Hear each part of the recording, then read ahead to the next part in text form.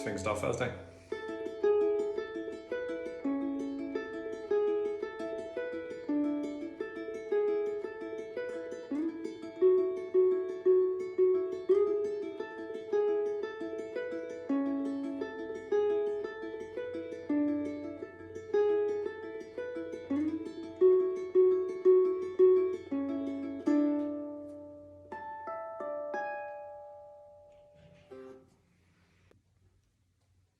Hello, hello. Welcome to Fingerstyle Thursday number 50. Not quite sure how we've made it this far, but here we go.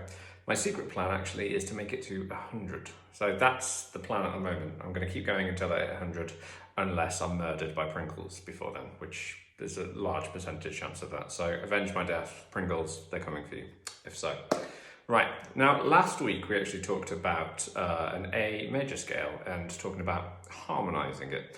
Now I wanted to go a little bit further with that today and sort of talk about how you should, or how I think you should look at your scales, because basically they're one of these things that we'll learn, and we learn them as shapes and stuff, and then we don't really know what to do with them. So they're actually sort of a massive gateway into creating melodies, into creating lots of sexy chord extensions and nice sounds. So first of all, let's go look at an A major scale. Right, so if we look at an A major scale in sort of a block position that goes across 3 strings, it would sound like that. And the way I'd play that is finger per fret. It's 2nd fret on the A string, 4th fret on the A string, 1st fret on C, 2nd fret on C, 4th fret on C, 2nd fret on E, 4th fret on E, and then 5th fret on E. And that is a nice A major scale, okay? So that is a good way of looking at it, but also I think if you can view them rather than going across the strings, if you can view them actually going up the fretboard instead, then it leaves us some extra options that we don't quite think about. So what we're going to do next is basically look about going up the scale only on 2 strings.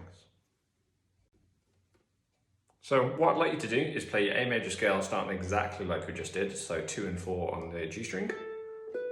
Then we're over to the C string, 1, 2, 4. And for that I'm using index, middle, and then pinky. And from there, I want you to zoom up to the 6th fret with your index and play 6, 8, 9. And that'd be index, ring, and pinky. And that's another way of looking at your major scale. But what's the point in looking at a major scale like that? Now basically, that way gives me 2 nice strings that I never interrupt. Now these 2 strings, we have an A string and an E string. That's very, very, very useful in the key of A because one, the A is the 1st note of an A major scale and the E is the 5th note of the scale. So basically, they can be used pretty much all the time without offending anybody. That's very exciting for our scale. If you're sort of like, Sammy, what the hell do you mean by the 1st note and the 5th note of the scale? How do you know what the A scale is, all the notes? How do you know what you're playing, etc.? Shameless plug, but I've just put out, I'll be doing a 5-week workshop called Fundamental Chord Theory. I did it last year, it was very popular and it was very fun. And basically it's all about the fundamentals of music theory. So basically scales, how scales are then transformed into chords, how this works with keys, and then basically how you can play and create scales on any string, and how you can add notes to any chord to create brand new, exciting, fun chords. This leads on to improvisation and chord melody, which we also have a look at. So if you're interested in that, go look at my website, it's really good. Shut up, Sammy. Right. Anyway, this scale, we're very interested in that and these 2 open strings. So as a little exercise, we're going to play the major scale in a little more exciting way. So I want you to play the A major scale just like we did, but actually after every single note of the scale, I want you to then pluck the 2nd string and then the 1st string. So it's sort of like a triplet, 1 triplet. So you play your note of your scale and then play those 2 following.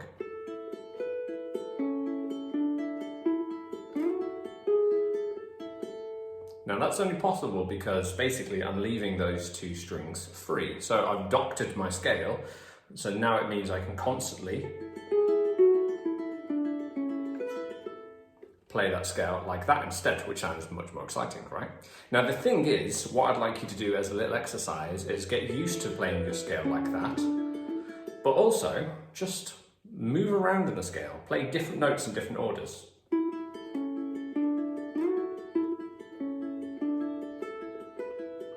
They'll all work. So that's just a little teaser into how you can create some own melodies yourself. As long as you stick to the scale and you stick to those nice two open notes, you can create something of your own that's completely magical, and you're using the music theory rules as the scale to help you understand which notes you can and can't play. So try that for me and see what melodies you can come up with. Now, for Fingerstyle Thursday, I'm doing exactly this, mate. That's basically what I'm doing. So we're gonna basically start off here on the 2nd fret of the G string, but actually I'm going to play, and again I'm going to use this sort of triplet, but they're 16th notes, but I'm just counting them as 1, 2, 3.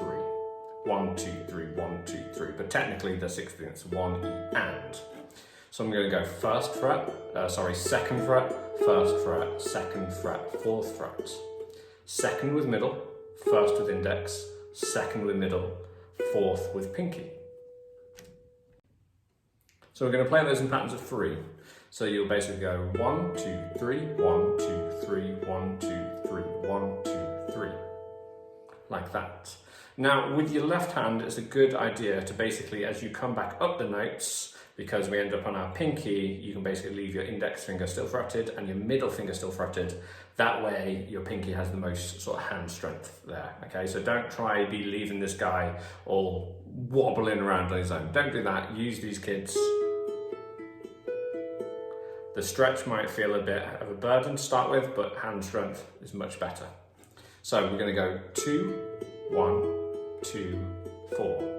And if you wonder where the hell the 1 comes from, that's actually the 7th note of the scale.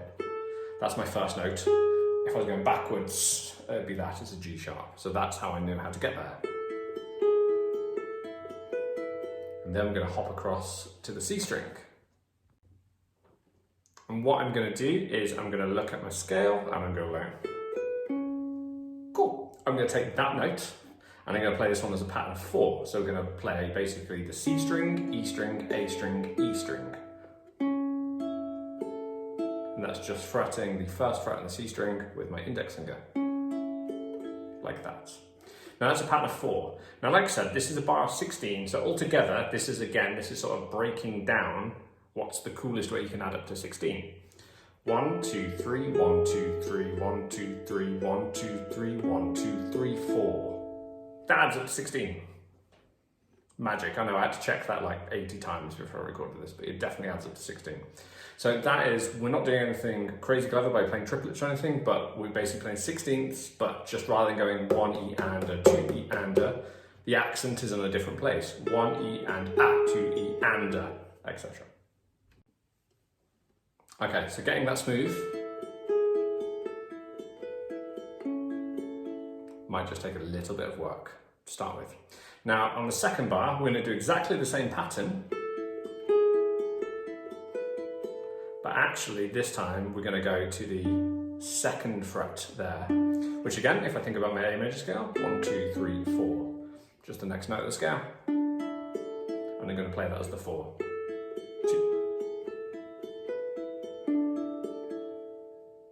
So that absolutely works there. Now, basically, because if we're playing the scale, you'd use your middle finger there. Now, because I know that my middle finger has to come back here for the next one, actually I'm going to play that too with my index finger. And then I'm going to come back in the middle there. You can use the middle for both, but just have a play around, see what's most comfortable. So on our 3rd bar, we're going to do, shockingly, the same pattern. But this time, I'm going to go to the 4th fret on the C string, which again, is just the next note of my scale. So nothing special, but I'm actually going to rush up and play this with my index finger rather than try and hop over with my pinky, because I know I'm going further up the fretboard. I don't want to sort of be leading with my pinky, so I'm going to do basically a switch. And I can take advantage of a cheeky slide if you want to there from either 1st fret or the second fret, you're basically using a grace note to go from the previous note to the scale. But you don't have to do that, you can just move like that. 1, 2, 3, 1, 2, 3, 1, 2, 3, 1, 2, 3, 1, 2, 3, 4. Next, we're going to then come up to the 6th fret and play our pattern of 3s. So I'm on the 6th fret now of our C string, and we're going to play 1, 2, 3, 1, 2, 3, 1, 2, 3, 1, 2, 3. Woo! That's the count, not the strings. The strings are confusingly 3, 2, 1, 3, 2, 1, 3, 2, 1, 3, 2, 1.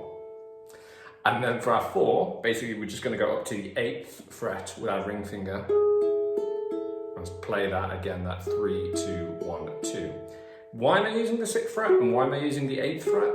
Again, they're just the next notes of my scale. So all I'm really doing is constantly going up one note the scale at a time, but it doesn't sound like a scale, does it? And that's because of everything else going on. So this is why scales are crazy important for melodies, because that's just what melodies are. Okay, so once we've done that anyway, 1, 2, 3, 1, 2, 3, 1, 2, 3, 1, 2, 3, 1, 2, 3, 4, we're then gonna go and do the whole thing again. So that means we go back here, jump over to our 1st fret, do again, 2nd fret, 4th fret, and then I'm still going to go up to 6. You can either do that with your index or you can do it with your ring, whatever you fancy. I'm going to play 1, 2, 3, 1, 2, 3, 1, 2, 3, 1, 2, 3. And actually on the 1, 2, 3, 4, I'm going to come back down to the 1st fret here, still part of my A scale. And I'm going to use that as the 4. So we end up going 1, 2, 3, 1, 2, 3, 1, 2, 3, 1, 2, 3, 1, 2, 3, 4.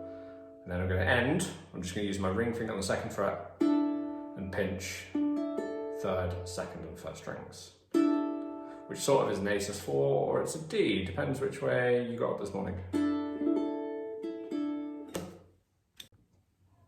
So the thing is, this idea is kind of like infinite, right? I've only put it across 2 strings here, but if you then put it across, say for example, if you learned your A major scale all up the G string, you could then technically just be going up and down that.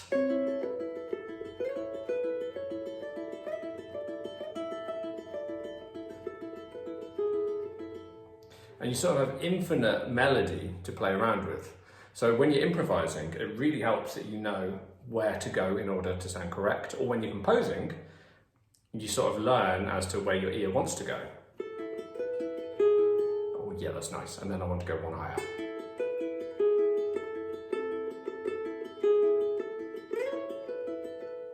And you have infinite, absolute infinite possibilities of doing this. It's how I'm able to do this like week in, week out without any problems. So, as I said, if you want to learn way more about what I'm talking about here and really dive into the theory side, and basically it's music theory but applied to the ukulele. There's no point learning lots of music theory and then not knowing what the fuck you're doing on your own instrument, okay? So it's all completely applied to the ukulele. Please check out my website, 4stringboy.com, and then click on workshops, and it's called the Fundamental Chord Theory. It goes on for 5 whole weeks, but fuck me, it'll be worth it. Okay, cool. Thank you so much for listening today. If you found this helpful, then please like the video, consider subscribing. One of these lessons will come every single week. Cool. As usual, tabs can be found on Patreon, so head over there if you want to grab that. If not, have a great day. Goodbye.